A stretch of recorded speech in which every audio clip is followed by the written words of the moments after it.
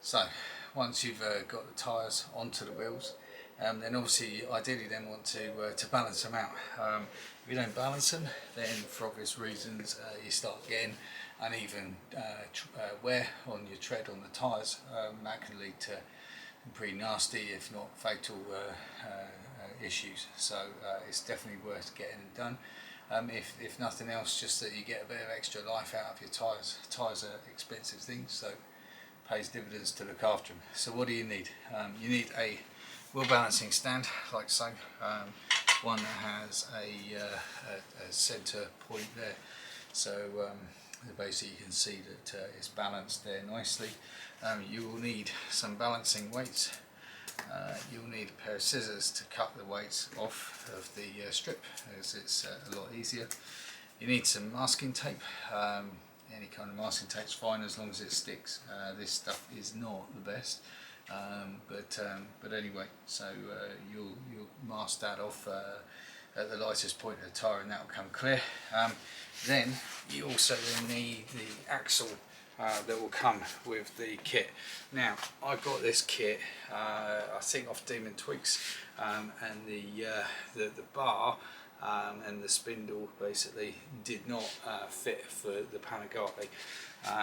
It's too big basically, so I went on to ABBA stands, and I'll put the link in the video description. I went on to ABBA stands and got one from there, and yeah, it's absolutely spot on. So as I say, it's just a simple Allen key fitting on there and on the other side, and then away it goes. So what I'm going to do is just position the stand just so that you've got a clear line of sight. So, and pop the wheel onto the stand. Doing this rather delicately because I did nicely damage my wrist. Okay, and so basically all we do is we want to find where the lightest point of the tyre is. Okay, so if we start spinning that around, and then like a really rubbish game show, where she stops is the heaviest at the bottom, and it will be the lightest at the top. So in the interest of time, we just slow that down slightly, and just notice there's a little bit of grease on there, so just let that go again. Okay. Knew there was a reason why I wore my rubbish jeans today. Okay.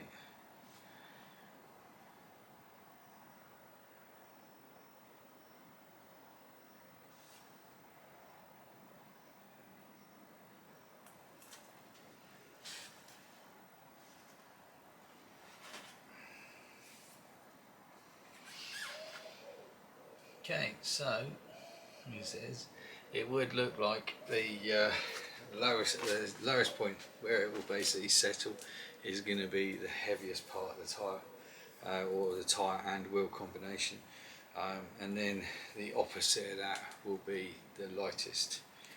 So what we want to do is just wait for that to stop, and then I'm going to be quite generous with the masking tape, just purely because this stuff is pretty rubbish. So just gonna mark, this is basically the lightest point of the wheel. Okay, so what we now want to do is measure from, generally if this is the lightest point of the wheel, we'll pop the weights onto where it is, and then we're going to turn it to either the 9 o'clock or the 3 o'clock, and then if it stops moving, then we know we're in the right sort of zone. So generally what I do is I'll pop one set on one side and another on the other. Now the purists out there, and people that really know what they're doing, they're probably screaming, saying, "Oh no, you know, you should remove the old ones first and blah blah blah. Well, you know, the last time I checked, I wasn't in the MotoGP paddock, so to me, you know, 10 grams is not going to make any difference. I might maybe have less beers or less crisps, and I'll make up the difference that way. Alright, so let's now move that to, well, I guess that was my 9 o'clock, and then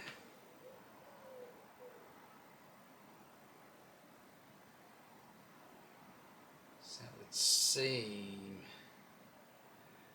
like it might be a fraction too heavy. So let's just remove one of those.